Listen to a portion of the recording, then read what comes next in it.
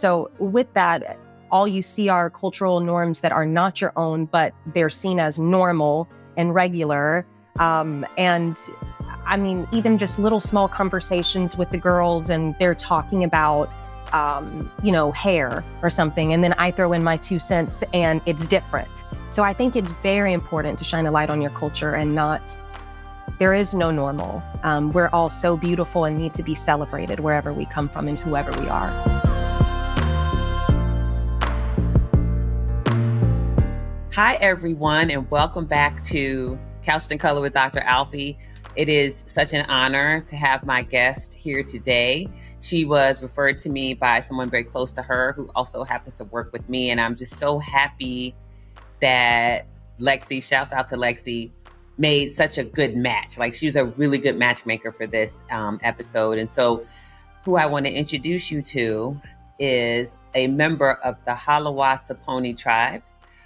She is a creative and a performer, and you'll hear all about the wonderful things that she does. Some trivia is that she was a finalist. I know you're going to get it right for me, but she did The Voice and then some other shows. So shouts out to my friend Carson Daly, who's also hopefully going to do the show this season. And I'm just so honored to introduce all of you all out there, you Couched in Color folks, to the lovely and talented Brooke Simpson. So welcome.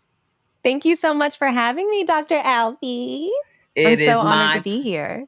Thank you so much. It's my pleasure. It's an honor to have you. So I thought a good place to start would be just for you to tell us a little bit about who you are. And I always ask people, to hopefully infuse into that anything you want to share off the bat about your journey with mental health. Yeah, absolutely. My name is Brooke Simpson. I am a singer and an actor and just a creative. But I've been singing my entire life, and singing music has brought me all the way to Los Angeles, where I live now with my partner. And it's just been a wild journey. And like you said, I got the opportunity to be on The Voice, which was a wild ride. But that is the engine that started me making my journey across the country to Los Angeles. And I was a finalist on that show. I was a finalist on America's Got Talent. And from there, it's just opened so many cool opportunities and doors for me to shine a light on my community and just Native people as a whole. And then also through all of that, I've been on my own mental health journey and honestly just learning myself and who I am. Oh, thank you for that. I appreciate that. And it's so cool to have a regular old celebrity on the podcast. I feel like I'm pivoting to the celebrity. I'm becoming a celebrity podcast. I got all the cool people on my podcast. I feel like one of the cool kids.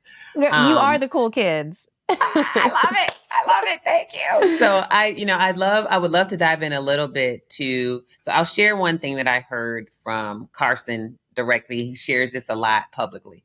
And he has said that people don't recognize how kind of nerve-wracking it can be to do like live television, like what you all did on The Voice. Mm-hmm. And he talked about feeling so anxious sometimes that he'd be standing on stage and like he could feel like the heights of the anxiety, while he's trying to do his job. And he's been very open over the last couple of years about that. And I'm just wondering, as a person who has appeared on that show, America's Got Talent, some of these other places, have you ever had the experience of being really kind of gripped with, I don't know if anxiety is the right word for you, but being gripped with, and having these like really kind of struggling through feelings while you're trying to perform? Yeah, absolutely. And actually, my mental health journey I feel like I've actually started to take a hold of it in my adulthood and my adult life in my more recent years, like starting therapy and learning about my anxiety and what that looks like and all of those things. But when I was going through The Voice, and that was around like 2017, I don't think I even knew how to put a name on it and what I was feeling, but absolutely. I mean, everything that he was feeling from us, that tension was real. I'd have to say, like, during the performances, when I would Mm. first go up there, it's nerve wracking. But when I start doing what I know how to do, like I know how to sing. I know it, like when you're doing what you're born to do, it just happens. So it's like, Yeah. it's almost like I would black out and it's just fun. Um, but when it would come to the elimination like nights and you're all standing up there, honestly, it kind of felt like the Hunger Games, like you're in this Mm. center ring and you hear all this noise, people cheering, but it's terrifying. And you don't know if like the chance to be closer to your dream is about to be shattered. And in that moment, it feels like it could be the end of your entire world. So it's so ridden with anxiety, those moments.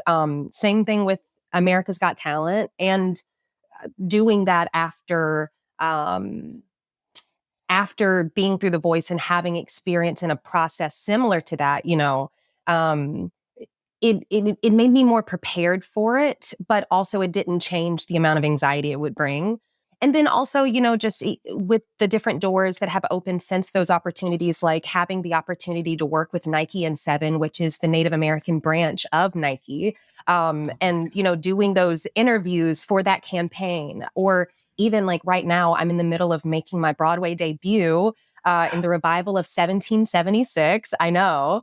I'm so excited, and I'll share more about that later. But God. Yeah, yeah, yeah. even with that and stepping more into acting, which I've Yes. I've acted before, like in voiceover roles, but as far as actually physically acting, it's my first time really doing that full on, and it's all moments where anxiety is just finding ways to creep in. So I'm just trying to find ways to maneuver through that, but also like take control of it and not let it can take control of me.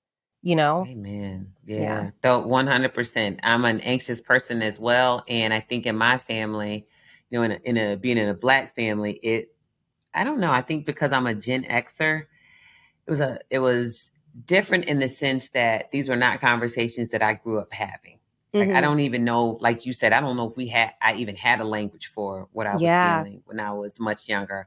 I think the only thing I could really probably label was feeling isolated as a Black girl in a predominantly white environment. I think that's kind of the only thing I Mm. really knew what that meant. But you've mentioned so many amazing opportunities that have come to you, Hmm. in part as an outgrowth of the having appearances on America's Got Talent and The Voice.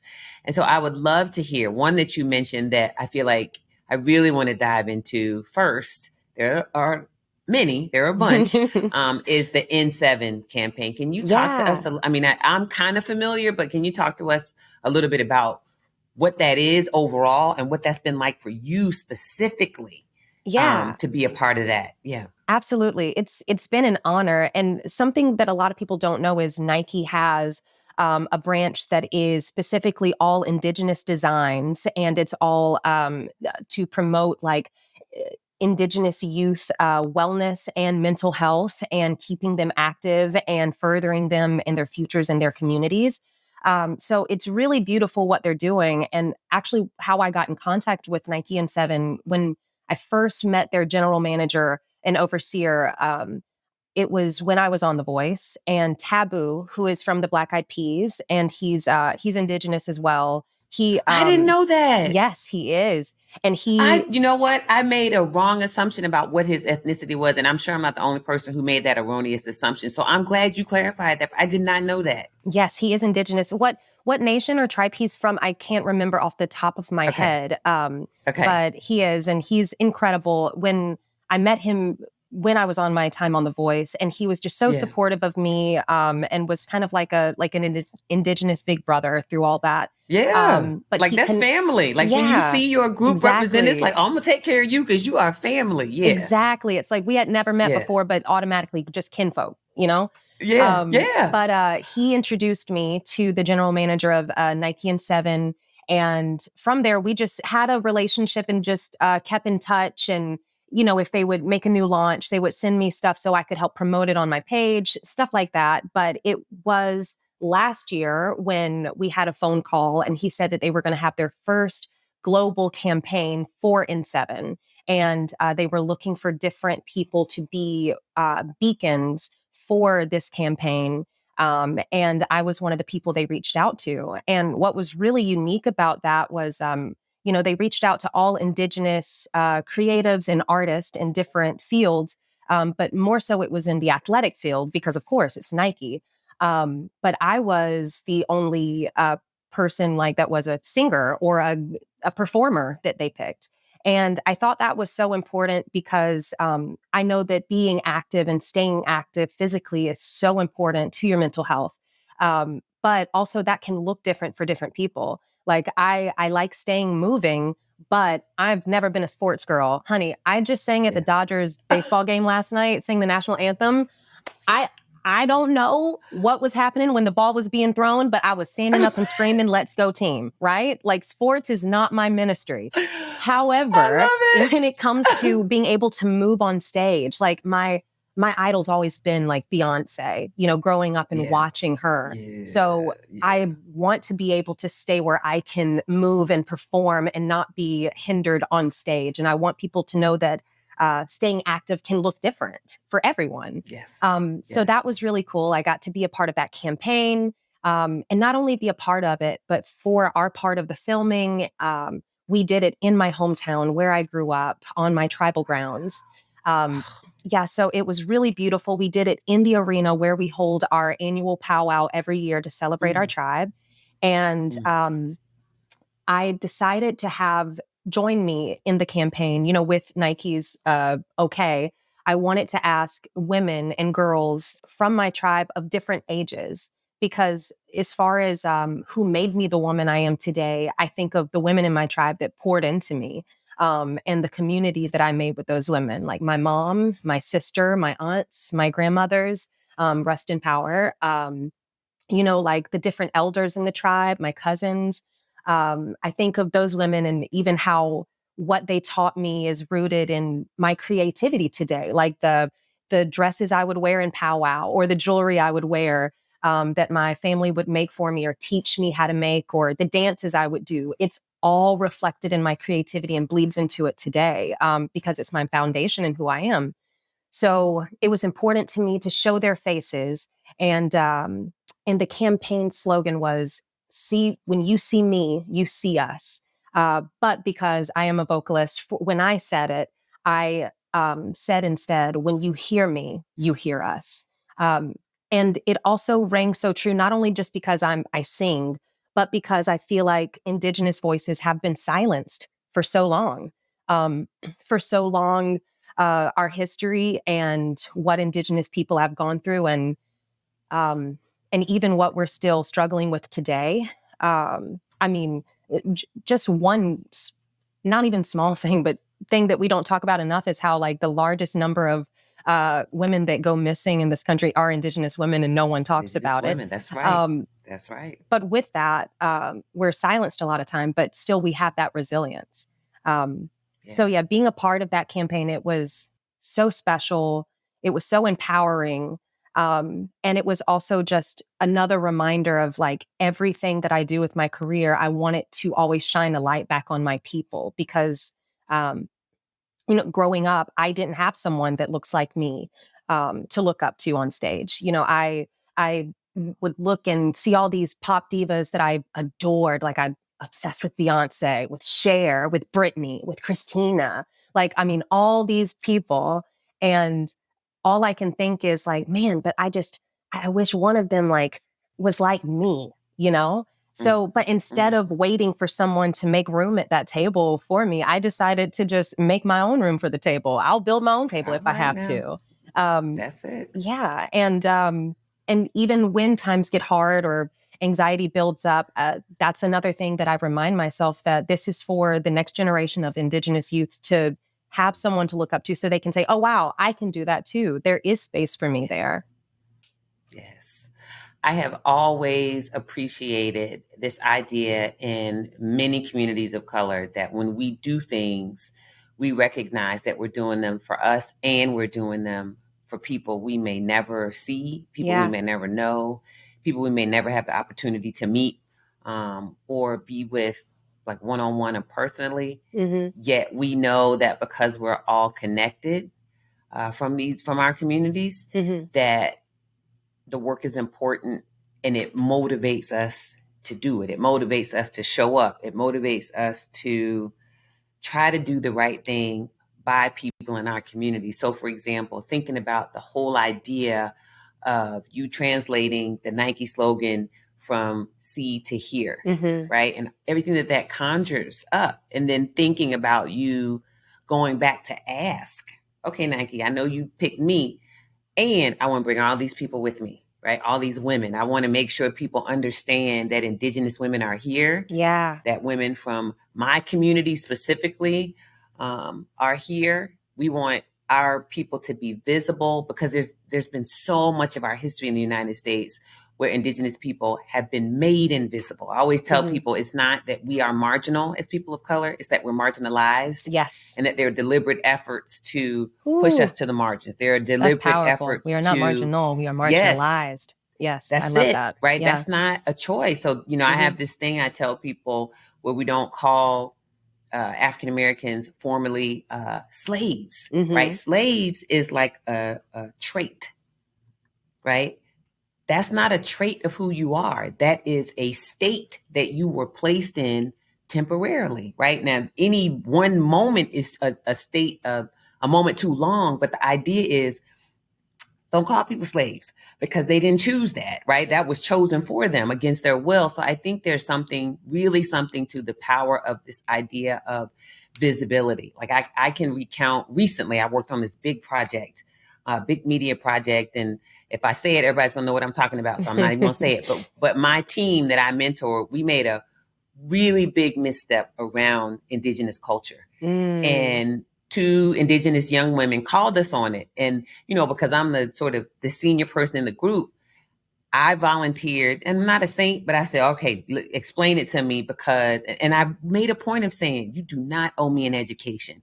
Yeah. So if you don't feel comfortable, point me in the right direction. And so I can learn and just at a minimum, tell me what we did wrong. And then they told me, and I was like, God, like, how could I miss that? And so they brought it from the margins to the center for me so I could see it. And then I feel like what we did was try to work really hard to make the correction. And so it's just the idea of sometimes there are things outside our line of sight that can be corrected, not necessarily because you say something, Brooke, but because of who you are and how you show up in the world. So, for example, as I look at you having this conversation, I noticed the jewelry. Yes. Right. I noticed the inset. I noticed the Nike symbol on the shirt, and I'm just know that it's part of that inset in line. I hear you mention that Nike had a passion for this and went and made a whole division and a whole line of clothing around this idea of Indigenous people. Yes. And so I would love to hear, if you feel comfortable, like if you don't, I totally fine. I respect it. The meaning of does the jewelry have meaning? I'm certain it does, right? And does it have meaning both in terms of what it symbolizes and in terms of who created it for you? So would you share a little bit about that? Because it's just so important that we acknowledge and recognize that. So I would love to hear that. Yeah, absolutely. Like all of the jewelry that we wear in our tribe, and I'm going to be completely honest with you right now, as far as like the deep rooted meaning behind all of it. I'm not a master of all of it, and I don't want to misspeak. You know what I mean? Like, got it. No problem. Yeah, no problem. But it is something that we adorn ourselves with when we're dancing in the powwow and wearing our full on regalias. That are made by the elders in the tribe, and they use different pieces such as silk and ribbon and different fabrics. But then also all of these beads to make these things to adorn ourselves in as we celebrate our tribe and our culture. I love it. That's enough, right? To know, like, so I've just learned you use it as a part of celebration when you recognize your culture through a powwow. Yeah. I took my kids when they were little babies. I took them we used to live in North Carolina. And every year at UNC Chapel Hill, they would have it would be a really big powwow. And it was open to the public. And so we just kind of went and sat in the back. And I actually had a class because it was open to the public. I had a class and I gave them an assignment. And I said, one of your assignments, if you show up and you stay the whole time, you get an A. And I had a whole class of kids come from, this is when I was faculty at Duke, go over. And I said, just be quiet. Yeah. Right. It's not, this is, because it's open to the public. There's a community of people who's sharing their culture with us. So the least we can do is just go show up, be quiet, and be respectful. And I have this picture of my kids in strollers. I think one was like 2.5, one was like 1.5, Yeah. and they're just like riveted. Do you know what I mean? And so it's just the idea of being visible and being present when for so long, so many members of Indigenous communities in the U.S. have been made invisible. So Yeah. even the education that you've just given me about the elders create the jewelry, there are ribbons and beads, Yeah. that in and of itself is educational. And that what is used to adorn yourself is part of a larger celebration of culture. So that's enough for me. Like, I feel like I've learned something, and I'm just really deeply appreciative of you sharing. And I wonder, in that vein, would you say that there is something, I'm sure there is, but what would you say is the power of recognizing culture, of acknowledging culture as it relates to your mental health? Do you feel like there's a crosswalk between these two things? And if so, how does that show up for you? Absolutely. A lot of times, like as different opportunities have opened for me, I knew that I wanted to shine a light on my culture and my people. But even with that, I almost felt guilty or inadequate to an extent. And the reason why is because I feel like my culture, I have gained an even closer and an even more intimate relationship it as I've gotten older, because of that colonized mindset that I didn't even realize that I was in growing up. I mean, you mentioned, growing up in a predominantly white school, and I did the same. I was Yeah. like one of maybe 5 or 6 people of color in the entire school. Granted, it was a very small school, like 100 people, the entire school. But I mean, we're just Still. yeah, just 5 people of color, and I'm the only Yeah. Indigenous girl, but we're all just hanging in there. So with that, all you see are cultural norms that are not your own, but they're seen as Amen. normal and regular. Amen. And I mean, even just little small conversations with the girls, and they're talking about, hair or something, and then I throw in my 2 cents, and it's different. You know what I mean? It just all of those things as a kid, and especially growing up in the church. And I think that kind of made me lean into like a people pleaser mentality. It's almost like I tried to Yes. do everything I could to fit in, to Yes. be as similar, Yes. to just camouflage in with the white folk, just trying. Yes. And the older I get, and the more I realize, like, I wish I ran for princess when I was eligible at that age, when I was still in high school. Yes. Like, I wish I did all of the beading classes that my baby sister did. I wish I danced all of my years of high school in the powwow, opposed to, just like ninth and 10th grade. Like, I wish and although, I mean, I grew up in my community, I'm still so close with my family and everyone, and I go back and visit every single year. But those are times that I wish I had, that I'm remaking now. But yeah, without a doubt, I think knowing your culture and knowing who you are is so important. And as far as like, for me, for my identity, knowing who I am as an Indigenous woman, and then knowing who my ancestors were, and knowing that not only, because I know a lot of times I'm learning more about how trauma from like past, like your ancestors and stuff, can still even live in your bones. But something that I also like to think of is not only that the negative stuff, the trauma and what they went through pain wise, but also their resilience, also their strength, also their power, also their heart, their passion, their creativity, and it's manifesting in me in a different way as a creative in this new day and age, Um, That's right. so I think Yes. it's very important to shine a light on your culture, and not, there is no normal. We're all so beautiful Right. and need to be celebrated wherever we come from and whoever we are. I love it. So beautiful. I'm just going to restate it, and need to be celebrated whoever we are and wherever we come from. Yes.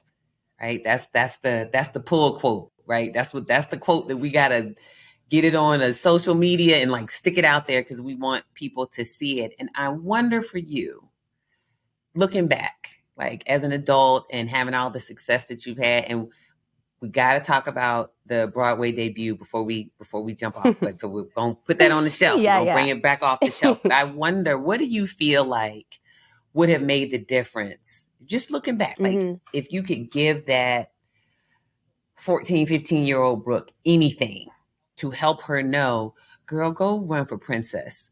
Girl, show up in school with your jewelry on. Girl, like, when folks start talking about, and I'm going to date myself, okay? We used to call it sun in. They had this spray you put in your hair called Yeah, sun yeah, in, yeah. but it wasn't for black folk, right? I couldn't use that because it wasn't going to bleach. And if it did bleach my hair, it was going to like burn it to a crisp, Right. right? We didn't have the ethnic aisle, keep it real, at Target that we have now, Right. right? That has all Like the where it's locks on literally it. you got a whole wall of black girl hair care. I don't even know why they don't just call it black girl hair care, Right. seriously, because literally everything in the ethnic aisle is all for black women. I'm not, and some for multiracial women. I see a lot more like mixed chicks and some Miss Jessies and all that kind of stuff. However, the vast majority of it is focused on black women. I didn't have that when I was a kid. Like you literally had a corner of a shelf and it had, I'm gonna date myself now. You have to ask your friend, y'all, if y'all don't know what I'm talking about, ask your grandparents, ask your parents. Hair grease. Girl, that's all we had. And so when I think about the context, I know those conversations, right? Because like I said, I was a beach bum too. I know what it's like when people, I don't know if it's ever happened to you, put the arm up and be like, oh my God, Alfiee, I'm getting as tan as you. And I'm Yes. like, girl, sit down. Yes. You know what I mean? Like, Every and just summer. sometimes, I'm girl, almost as brown as sometimes you not now. have it. Girl, ma'am, like, okay, and what's your point? Yeah. You know what I'm Also, saying? no, you're So not. it's Stop. like not right, basic that part, and not having it in you. Sometimes I know I didn't to say, right, give them the side eye and be like, girl, back up off me with that foolishness. Like, don't do that. So, what Exactly. did the 15-year-old Brooke need? What would you give her now? What would you say to her now that you think would help her know? Just what you said earlier, you are you, you deserve to be celebrated, and everything about you needs to be recognized and seen. What would you tell her? I would first of all say, like, it's okay to be yourself in your fullness. And then also, you don't have to make yourself smaller for anyone or dim your light at all for anyone. But also, there is no normal. Like, I mean, it's almost like, as silly as it sounds, it's like if I'm trying to put into words like the conflict in your head at those ages, it's like, okay, so that's what normal looks like. And I'm like on the outside of the border of it. So like, how can I camouflage just to blend in as much? Because I want friends. You know what I mean? So That part. so that and knowing there is no normal, and I don't have to feel pressure to lean into what makes other people comfortable. Um, and then also, like, because I remember even the reason I didn't run for princess is because I knew I didn't finish all the beading classes that I should have been taking, or I wasn't going to culture class every single week to practice my dancing.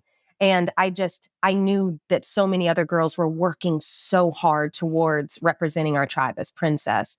So I think I would tell myself it's not too late for you, and you're not enough.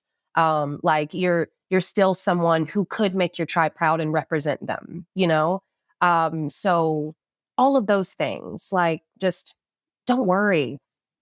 I love it. I love it. I love it. You are what I'm hearing is something that just resonates with me so deeply, and that is you are enough. Yeah. Period. Like just Yeah. period. You are enough. Period. Thank you so much for that, Brooke. So I think I would love to hear Yeah. about 1776 and Yes. the Broadway debut. Like she is Broadway debut. Yes. Okay, ma'am. Yeah. So I would love to hear a little bit about this. Absolutely. The whole journey with Broadway started in 2019, and it was the summer of 2019. It was right after I had just met Lexi, and actually, like, our mutual friend, and she was kind of helping me with just different giving me advice with different opportunities that were coming my way, because I had no idea how to handle anything in my Yes. world. After The Voice, I had this whole new platform and I wanted to utilize it, but how? When you're independent and you're not signed. So I just remember one day I got an email from two different people saying, Diane Paulus is trying to reach you to see if Mm-hmm. you would Mm-hmm. audition for this show, whatever. I send it to Lexi and I'm like, I don't think this is real. I mean, this is Diane Paulus from Waitress. This isn't real. Girl, well, I heard the name. I was like, oh, that's Right. who we talking Tony about. Award Okay. winning, honey. So Okay. So Yeah. she calls me right away and is like, this is very much so real and you have to go. I'm not even giving you a choice. You have to go. Right. So Right. Right. I Right. go to New Right. York for a week to do like a reading workshop type situation.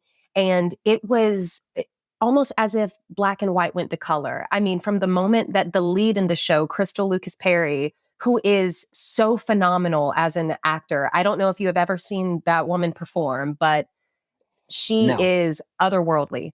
But when she opened her mouth in that reading for the first time, it was like I just colors burst everywhere, and a whole new world of a passion of my creativity just was sparked. So that week was incredible. I learned so much. I was challenged so much as an actor and a singer. Um, and then after that, and I find out I get the role, and then the pandemic happens. So it was, Mm. I know, Ah. like, so the world shut down for 2 years, and we had to shut down the show for 2 years, but we finally have started the journey. We just did the regional run at the Harvard Loeb Theater, the American Repertoire Theater at Harvard in Cambridge, All Massachusetts. right. And we did that this Okay, entire ma'am. summer in Cambridge. And it's just so far, it's been such an incredible journey. The cast is just an incredible group of human beings that are so creative, but also so beautiful. I'm learning so much. I'm being challenged so much as a dancer, as an actor, as a singer. My voice is having to be stronger and more agile than it ever has before. Um, but it's making me stronger as an artist and a performer and a human. And I'm so grateful for the opportunity. And working with Diane Paulus, as well as we have two directors. It's Diane as well as Jeffrey Page, who, just to tell you a little bit about Jeffrey, I mean, he's worked with Beyonce's creative team for over 12 years. Yeah. He's a director within his own right as well. He's just worked on a show, Ain't Misbehavin'. But he is just so incredible. And he was our co director and choreographer. Um, and just learning from them and the cast and the entire production team has been awesome. So we're on our little 1 month hiatus right now. And when we come back in September, we're going to be on Broadway at the Roundabout Theater in New York City. So I am so excited. I'm going to be portraying Sir Roger Sherman. Um, and this Oh cast is my. really unique because it's all diverse people of color and people who identify Yes. as female, non-binary, and queer. Um, Yes. and in a Yes. way, in a sense, like when I look at the cast and I look at the show we're doing, I mean, it's about the founding of this Yeah. country. But when I look at that Mm. cast and the show we're doing, it just makes me realize, wow, this is really being a story being told by everyone who was not invited to that conversation in that room. You know what I mean? Amen. It's in that room, Amen. it was nothing but Mm-hmm. old white men making a decision on land that Mm-hmm. wasn't even theirs to begin with. It's just, Mm-hmm. it's very interesting and it puts it all in a different perspective. But then also to hear the things they were talking about and going through then for this nation and the way they handle things, and then to see it in comparison to where our country is now. It's just, it's very interesting. It's challenging. It definitely gives the audience so much to wrestle with, but also it's exciting and it's funny and it's fun. It's heartbreaking. It's powerful. And I know I could talk about this show forever, but and without spoiling anything, I will also say one thing I'm so grateful for this creative team. You know, in the original show, there is little to no mention of Indigenous people, and it's wild to me because it's a show about the founding of a nation when there was a nation already here. This already was, Amen. yeah, That it part. Like, we don't need to say that again. The founding of a nation when there nation was here. already a nation. There were multiple Yes, nations exactly. already This here. already Yes. was a Yes. people's country. So and still and yet it's a Yes. show about the founding fathers who found this land. So with that, something I really appreciate is Diane and the entire team made sure that there was an acknowledgement of Indigenous people, but not only an acknowledgement, but there's a representation that I wear throughout the entire show as a reminder that we're still here. Um, and every night when we start the show and I have this piece on and I put it on me, I always say in my head, "Ehing lewa," which I reached out to one of the elders in our tribe who is fluent in our language, from our tribe. And I asked him, I said, I know I'm not fluent in the language, but I would love to know, how can I say still here in Tutelo, which is our language? And he said, "Ehinglewa." And every night I say that in my head or even just lip it with my mouth. Um, because even though this whole show is about what's being taken, in a sense, it's about what's being taken from my ancestors. I want Yes. to reverse that and let it be Yes. a moment of empowerment that, no, we're still here and we're still Yes. resilient and we're still strong and we're not going anywhere. So yeah, it's incredible. It's going to be at the Roundabout Theater this fall, and it's going to be there from September all the way till the beginning of next year. And I hope everyone comes to see it. It's an incredible show. I'm so honored to be a part of it. And we're gonna put this out in the universe. This Tony that Yes, she finna girl. get. We're gonna be on the show. I receive it. We're gonna get this Tony. We're gonna get this Tony. Yes. Okay. Oh my. I got quiet and I looked down because I got teary when I heard you say "still here" in your language. And it's just so, to be able to go to an elder in the community and say, I want to be able to say this as part of a Broadway show that's about the founding and stealing of land, right? And like creation of a nation that came out of taking something that was already here, that already belonged to people, right? I was always fascinated. One of the biggest struggles I had as a kid, one of many, was how somebody discovered a place if there were already people here. By definition, that is an oxymoron. You cannot discover something, a land, if there are already people in it, and not just one group of people, like multiple different groups of people. So it's not like one group came and it's just like, we're here. No, there were all these different groups. Like this land was already being inhabited, already living off the land. Yes, in so many different ways, the land was being cultivated. People had civilizations, they had communities, they had families. Yeah, like it was all here. To kind of to almost visualize it in today's scenarios. Like, can you imagine if here in America, as we know it now, if all of a sudden, I don't know, I'm just trying to think of a random country, but they just came over here and they were like, "Wow, I really like it here. You know what? All of you get out. We're going to call this Zootopia." Like, I don't know. It's like, no, we live here. We have a whole government, a whole system. Like, this is a thing. Like, it's crazy to think about. So yeah, it's really definitely an empowering moment in the show. And just to tell you how it's even more personal for me, the piece that I'm wearing, it belonged to my father, and it was made for him by my cousin who, she's older than me, and she actually has been teaching the dances and the culture classes in our community for years. But it was one of the first pieces that she made as a little girl. She made it when she was only 12 years old. And to know that's a piece that not only has so much history in my tribe, but in my family, and it's worn on a Broadway stage. It's so humbling, and it feels also so full circle of how my culture has cultivated my creativity. We just have to let the silence be there for a moment. There's so much.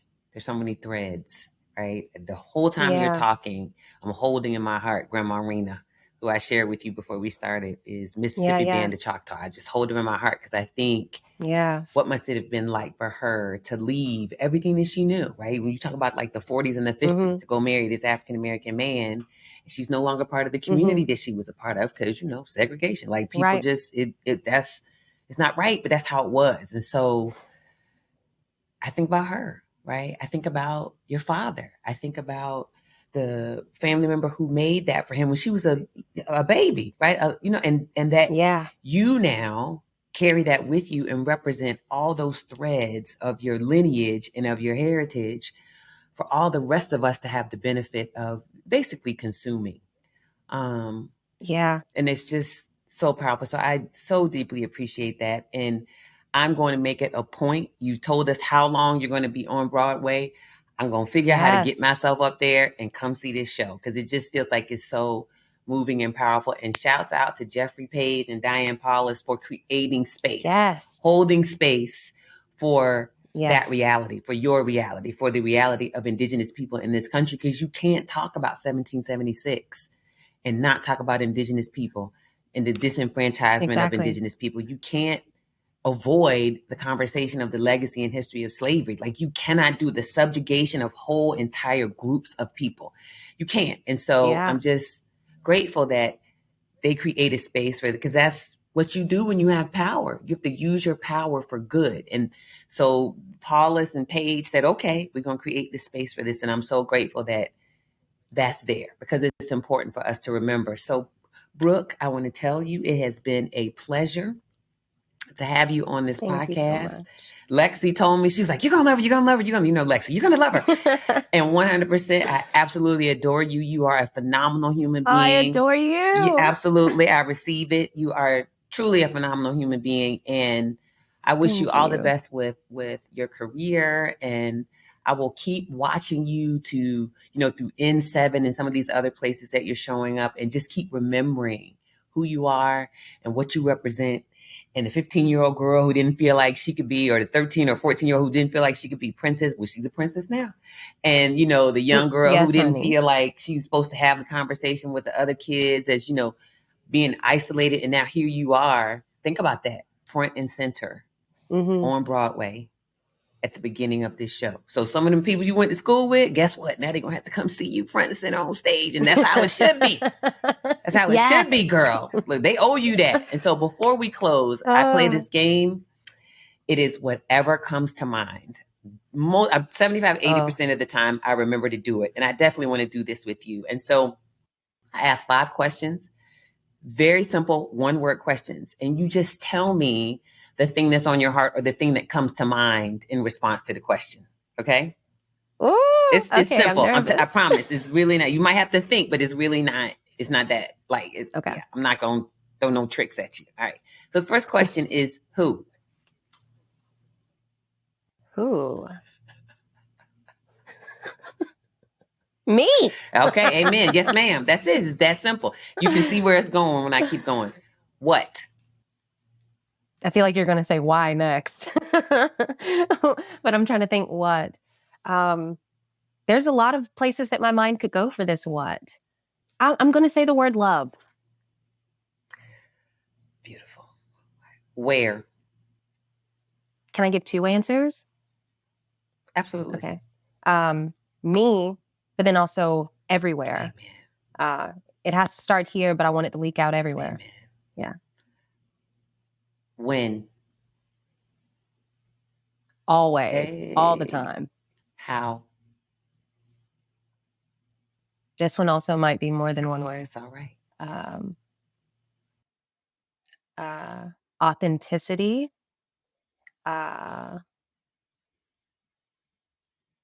Courage. Honesty. And I would say, I don't even know if this is the right word, but what's coming to my mind is dedication. Amen. Because I know it's not easy to love yourself and to always put on a smile and love others and to put yourself first. It's not easy. So it's work. Amen. So putting in that work, it's important. So dedication. Beautiful. And the last one I got to ask, because you threw it out there, so I'm going to throw it back. Why? Why not? Amen. Because all the other options are draining and serve no purpose but to bring negativity and bring you down. And when you think about it, all of those negative emotions are just so useless and they don't serve you. And also, when you think about it, you've come so far and there has never been a time in the past. Like, if you think of any time in the past when you've ever thought like, no, it's not going to be okay. I'm not going to be okay. It's not going to get better. This is actually the worst thing ever. Now it's in the past and you're okay. Everything is actually okay. So just, remember what you've been through, look at where you are now, um, and know who you are. And let those serve as a reminder that there's nothing you can't do. I love it. Brooke Simpson, thank you so much. We wish you, all of us at Couched in Color, wish you only continued success. I am so grateful for who you are, what you represent, how you move about in the world, and I'm deeply grateful for you sharing your time with me today. Thank you so, so much, Dr. Alfiee. Thank you for having me. It's been an honor, and I've loved every piece of our conversation. Thank you. Thank you. Thank you for tuning in to Couched in Color. You can check out more episodes on YouTube, Apple, Spotify, and your favorite podcast apps. Check out the show notes for any websites linked to this episode, including where to connect with us on social media. I appreciate you tuning in. Remember to like, subscribe, and turn on your notifications so you'll be updated of each episode release, and visit me at dralfiee.com for all podcast updates as well. As always, I want to wish you lots of love and light, and I hope that they are always informed by good, culturally relevant science.